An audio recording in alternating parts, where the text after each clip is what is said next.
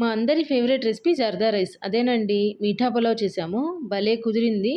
Taste కూడా super ఉంది. ఎలా చేశామంటే పాన్ పెట్టి నెయ్యి వేసి జీడిపప్పు, బాదం, పిస్తా ఫ్రై చేసి పక్కకి తీసుకొని ఒక కప్పు బాస్మతి బియ్యం 75% కుక్ అయ్యాక నెయ్యిలోనే దాల్చిన చెక్క, లవంగాలు వేసి పావు కేజీ బెల్లం తురుము, కొంచెం నీళ్లు పోసి లైట్‌గా పాకం వచ్చిన తర్వాత ఉడికిన బాస్మతి బియ్యం ఈ పాకంలోనే వేసుకొని మనకిష్టమైన కలర్స్ వేసి ఫ్రై చేసి పెట్టుకున్న డ్రై ఫ్రూట్స్ కూడా చల్లేసి మూత పెట్టి కాసేపు వదిలేస్తే కలర్‌ఫుల్‌గా టేస్టీ జర్దా రైస్ రెడీ. చూడ్డానికి ఎంత బావుందో టేస్ట్ కూడా అలాగే ఉంది ఈ మీఠా పులావ్. బాగుంది కదా! లైక్ చేసి, షేర్ చేసి, సబ్స్క్రైబ్ చేయడం మాత్రం మర్చిపోవద్దు. బాయ్.